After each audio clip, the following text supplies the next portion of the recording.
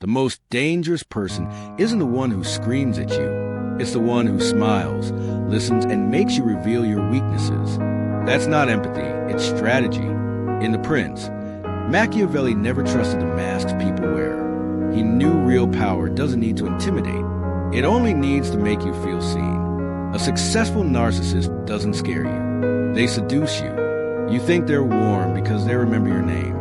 You think they care because they listen closely. But all they're doing is scanning for leverage, for flaws, for secrets they can weaponize. It's like Cesare Borgia. He didn't stab his enemies at the table. He dined with them, laughed with them, and when they least expected it, he buried them, smiling. Smile or bait? A naive mind asks, why would someone kind do that? A Machiavellian mind answers, he wasn't kind, he was patient. Because in the game of power, the one who speaks too much loses positioning. The one who listens in silence rewrites the rules. So ask yourself, is that smile a bridge or is it bait? You meet someone new. They seem genuinely interested. They listen, they nod, and suddenly you start talking about your past, your mistakes, your goals, why you left that job, why your ex didn't understand you, why you're not actually that kind of person. You think you're building trust. In reality, you're building a file for someone else to use against you later. Machiavelli once wrote, the first method for estimating the intelligence of a ruler is to look at the men he has around him. Now reverse that. The first way a manipulator estimates your weakness is to see how fast you need to explain yourself. Here's the ugly truth.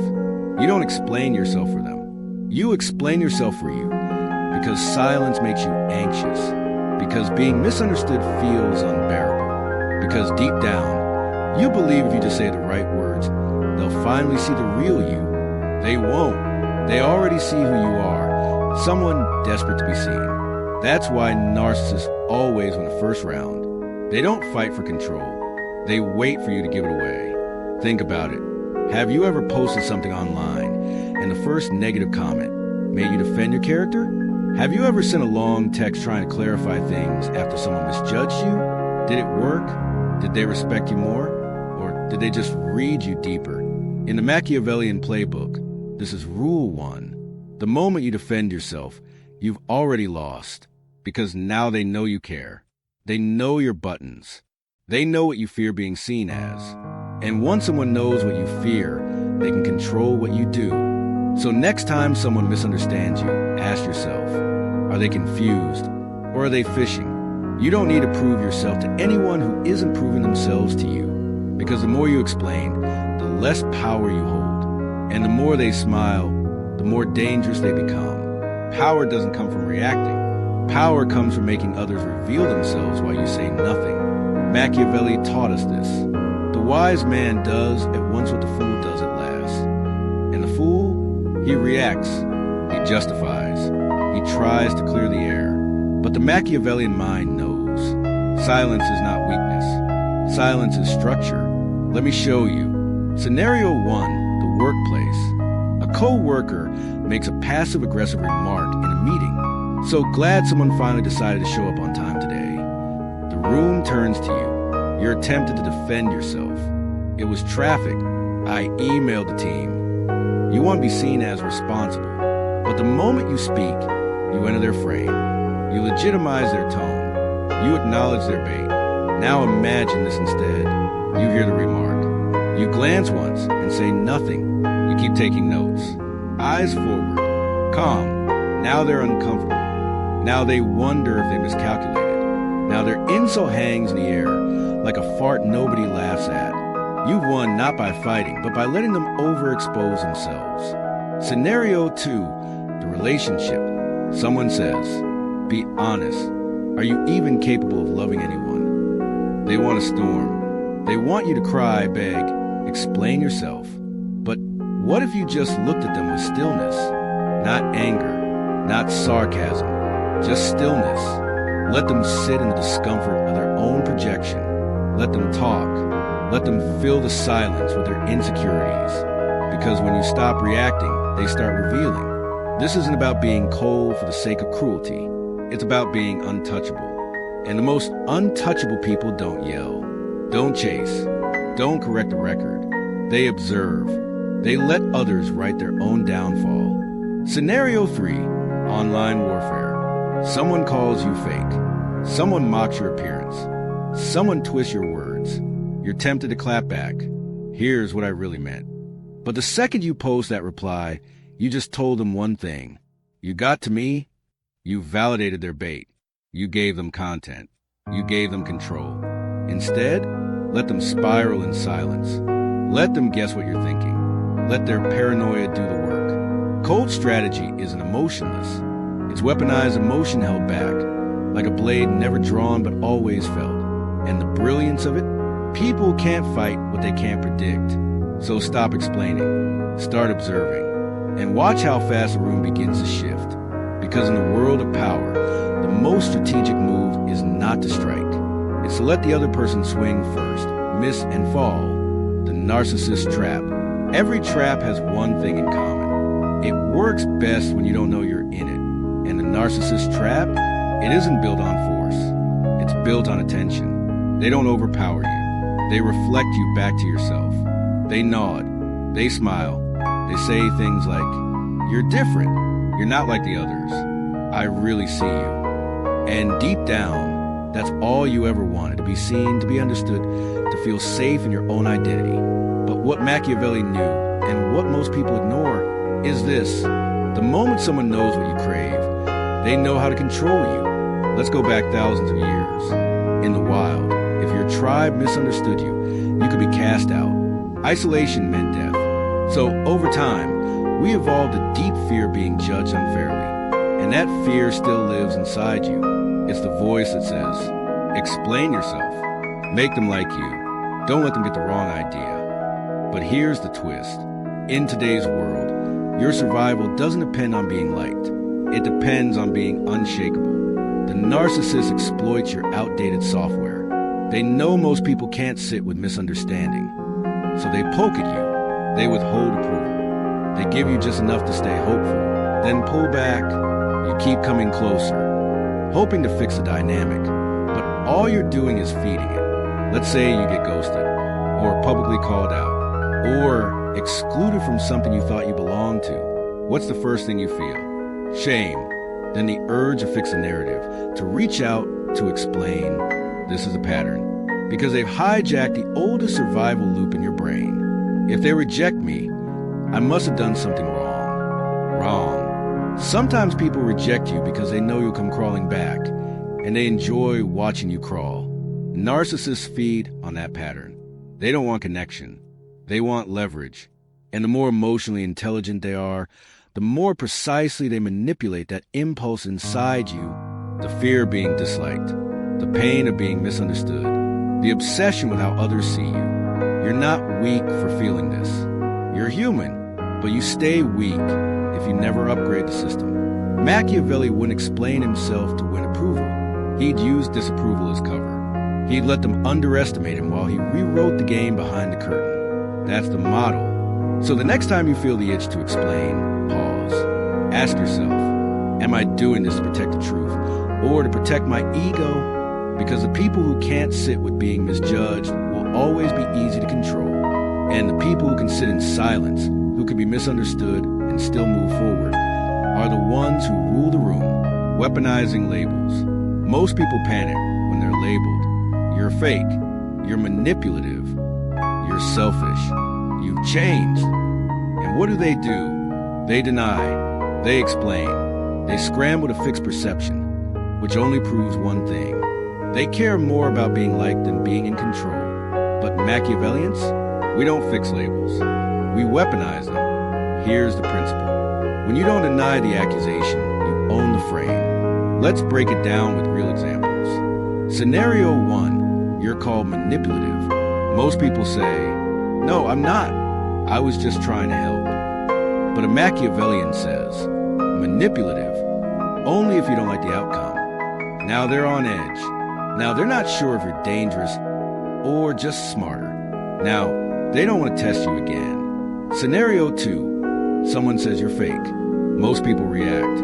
I've always been real. You just don't know the real me. But the strategic reply is, people call you fake the moment you stop performing for them. Now the spotlight shifts. Now it's no longer about your identity. It's about their expectations. You flip the frame. Scenario 3. You changed. They say it like an insult. But here's the truth. The moment you stop being who they can control, they call it betrayal. So your answer is simple. Yes, that's the point. Short, cold, unapologetic. These aren't just snappy replies. They're frame disruptions. In any conversation, there are two positions. The one defending, the one defining. When you're defending, you're already submitting. When you're defining, you're shaping reality. So stop explaining your character. Start questioning their lens. Here's how inversion works at scale. Let's say you're being gossiped about. People are whispering behind closed doors. You know, they're kind of ruthless. They're dangerous. They're calculating. Let them talk. Let it spread. Why? Because silence plus ambiguity equals myth. And Machiavellians know a reputation for danger protects you more than a reputation for virtue. If people fear misjudging you, they won't try to control you. But if they think they've figured you out, they'll start testing you. So stay slippery. Stay unreadable. And when the accusations come, don't flinch. Absorb them. Reverse them. Reshape the battlefield. Because in the art of inversion, every insult is a confession. Every label is leverage. Every attack is a setup for your silence to strike. The power of strategic silence. Some people enter a room, and everything stops. Not because they shout, not because they demand attention, but because their silence says too much. There's a weight to them, a presence, and no one knows why. Machiavelli understood this power better than most. In The Prince, he advised rulers to keep their intentions hidden, never speak more than necessary, control perception through mystery, because once people know what you want, they can use it against you. But if no one can read you, no one can trap you. Let's be clear. Silence isn't the absence of speech. It's the presence of control. It's walking into a room and knowing. You don't need to perform. You don't need to react. You don't need to prove, because your silence forces others to confront their own thoughts, their insecurities, their assumptions, their fear of what you might be thinking. And that's power. Look at Elon Musk. He doesn't over-explain. He doesn't chase public approval. He pauses. He stares. He lets the awkward silence linger until everyone else breaks it. That's not social awkwardness. That's dominance without effort. Or consider Vladimir Putin. Whether you admire or despise him is irrelevant.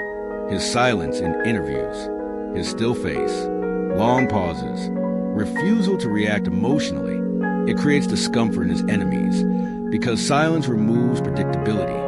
And in power, the less predictable you are, the more control you have.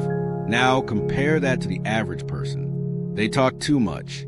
They reveal everything. They fill every second of silence. Not because they're confident, but because they're afraid of what silence might reveal. The fool speaks because he has to say something. The wise man speaks because he has something to say. Often misattributed to Plato, but Machiavellian in nature. People equate silence with ignorance, but the truth, silence is a mirror. It shows others themselves. When you withhold emotion, others project theirs onto you. They start guessing. Are they angry? Are they disappointed? Are they planning something? And in that guessing, you've already won, because the brain can't tolerate ambiguity. So they try harder to impress you. They reveal more than they should. They negotiate against themselves just to fill the void you created. This isn't about being distant. It's about being deliberate. You speak when it's necessary. You observe when it's not.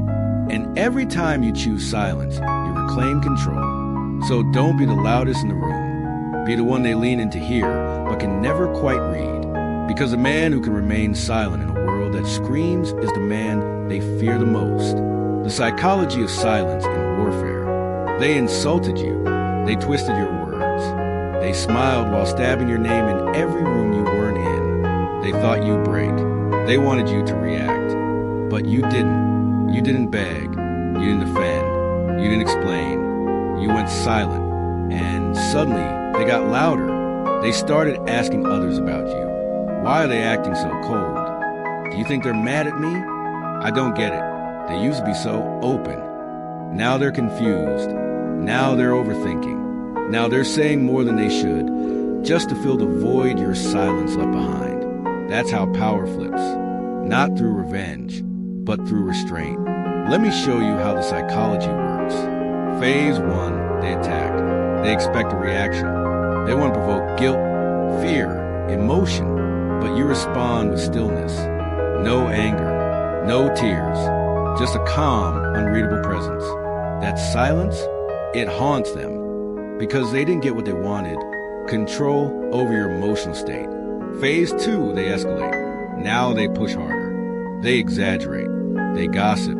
They overshare to others, trying to validate their own version of you. But no response comes, just your distance, your focus, your complete refusal to engage in their drama.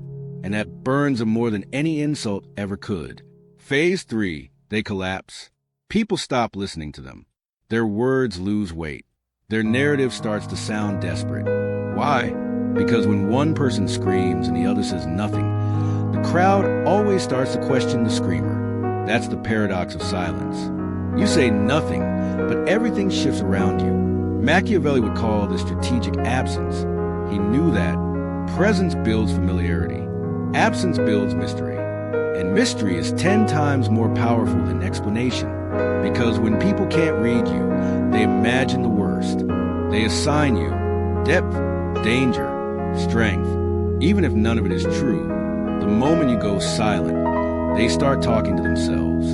They project, they guess, they spiral. And the more they spiral, the more people start to realize maybe the quiet one was never a problem. That's how empires are built, without firing a shot. That's how enemies fall, without you lifting a finger. So when they try to provoke you, humiliate you, twist your name, don't respond. Disappear, withdraw with elegance. Let their noise echo off the silence you left behind. And watch as they implode in front of the very audience they tried to turn against you. The narcissist's downfall. Control isn't about violence. It's about knowing which string makes someone move. And narcissists, they survive on one thing: your reaction. When you respond to them, whether it's anger, tears, confusion, or even politeness, you feed the machine. But the moment you go silent, you do the one thing they're never prepared for. You take away the mirror. See, narcissists don't have a core identity. They reflect, they adapt, they shape-shift based on emotions they extract from others. They read your mood, they adjust their tone, they calculate your needs so they can insert themselves as a solution.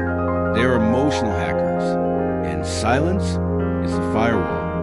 When you don't give them feedback, they start to panic. Did I lose control? Are they moving on? Are they talking to someone else?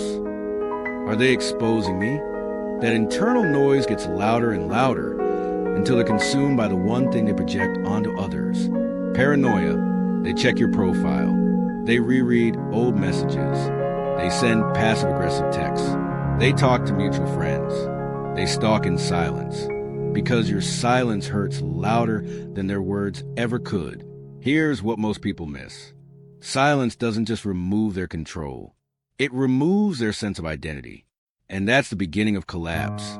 Because without someone to manipulate, the narcissist has nothing to anchor themselves to. No narrative to perform. No spotlight to bask in. No emotional chaos to hide behind. You stripped away their oxygen. You didn't yell. You didn't expose them. You simply stopped responding. And now, their own mind becomes their battlefield. But why does this happen? Machiavelli understood that public image is a performance. But when the audience leaves, the actor collapses. Narcissists aren't built for solitude. They're built for mirrors. You remove the mirror. They lose structure. Their thoughts turn on themselves. They question their worth. They rewrite the past. They imagine new scenarios where they win, where you come back, where they get the last word. But reality never gives it to them. And so they break, quietly, internally, while pretending to be fine. And that's the final stage of emotional warfare. They destroy themselves trying to make sense of your silence. Let them. There's nothing more brutal than a narcissist with no one left for, because the power you reclaimed wasn't just your piece. It was your ability to become untouchable. Silence, the ultimate power play. Silence isn't passive. It's power in its purest form. In The Prince, Machiavelli wrote, "The lion cannot protect himself from traps, and the fox cannot defend himself from wolves. One must be a fox to recognize traps, and a lion to frighten wolves." Translation: be clever enough to stay unreadable, and powerful enough that no one dares test what they can't understand. This isn't just about silence. This is about strategic invisibility. Let's connect this to real laws of power. Law 4. Always say less than necessary. The more you say, the more common you appear. The less you say, the more control you have. People fill in the gaps with their own fears, hopes, and projections, which means you stay in control of the narrative by never writing it out loud. Law 16. Use absence to increase respect and honor. The more visible you are, the more familiar you become. And the more familiar you become, the less power you hold. But vanish at the right moment, and your silence becomes sacred. People start asking, wondering, even worshiping what you're not saying. Think of Talleyrand, Napoleon's cold-blooded diplomat. He mastered the art of appearing detached. When revolutionaries panicked, he stayed calm. When kings raged, he blinked once, then said nothing. Why? Because he understood. The most powerful man is the one who controls his own expression. The same can be said of Steve Jobs. In product meetings, he could sit silently for 10 minutes, letting others squirm, overtalk, expose their half-formed ideas, then deliver a single sentence that shifted the entire room. His silence wasn't absence. It was domination through mystery. Power doesn't shout. It observes. It waits. It allows others to burn out, then steps forward without rush. Silence is how you let your enemies fall on their own sword. When someone accuses you publicly, say nothing. Let the crowd question them first. When someone tries to bait you, stay still. Let the silence reflect their desperation. When someone gossips, slanders, lies, withdraw. Let time rot their credibility. The Machiavellian understands this law. He who speaks last speaks with the most force. Because by the time you speak, they've already lost the audience. So what's the law of power here? Simple. Power belongs to the one who needs nothing from a room, especially attention. The moment you stop chasing clarity, approval, or revenge, you become unpredictable. And what's unpredictable is untouchable. Your legacy. One day, you'll leave the room, and the people who underestimated you will speak your name differently. Not because you were loud, not because you forced them to respect you, but because you moved like smoke and vanished like a storm they never saw coming. Your silence wasn't weakness. It was the first draft of your legacy. Machiavelli never begged to be understood. He knew his words would be hated, twisted, feared. He wrote The Prince not to be liked, but to be remembered. And he became a symbol of strategy, manipulation, and cold realism. Not because he shouted the truth, but because he whispered it so coldly that even his enemies couldn't ignore it. Now the question is no longer, how should I respond to them? The question becomes, what do I want them to remember? Do you want to be remembered as the one who over-explained, begged to be seen clearly, argued endlessly with ghosts and cowards? Or do you want to be remembered as the one they couldn't shake? The one they misjudged until it was too late?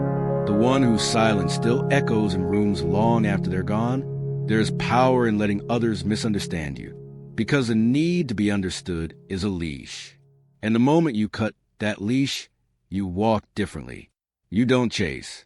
You don't prove. You don't explain. You build. And while they're talking, you're building. While they're watching, you're moving. While they're laughing, you're preparing. Until one day, they see your name, your work, your rise, and they go silent because they realize you didn't just disappear. You outgrew their narrative. This is the legacy of the Machiavellian mind. Not to win applause, not to win pity, but to win without saying a word. So let them call you cold. Let them say you've changed. Let them whisper and wonder and spiral in circles trying to decode you. Because the more they talk, the more they reveal. And the more silent you remain, the more timeless you become. Legacy isn't built through noise. It's built through direction, discipline, the decision to no longer play their game. And when the dust settles, you'll still be moving not louder but higher, not clearer but deeper, not seen by all, but remembered by the right ones. You don't need closure. You don't need to correct them. You don't need to explain where you went. Let the silence answer. Let your distance rewrite the narrative they tried to control. They'll tell themselves stories that you gave up, that you broke down, that you were afraid to face them. Let them, because power isn't proven through arguments. It's revealed when you walk away without flinching. You don't clap back. You don't post a quote. You don't need to be heard because you've already outgrown the conversation. They expected fire. You gave them ice. And nothing shatters illusion like stillness. So disappear. Not in anger, not in revenge, but in elegance. Let your absence sting. Let it whisper what your words never had to say. I saw everything. I just chose not to play. And in that silence, you didn't just protect your peace. You buried their power. And now they talk to themselves, not because you lost, but because you mastered what they never could. Control without reaction, power without noise, presence without permission. This is the end. But they'll keep replaying it over and over and over again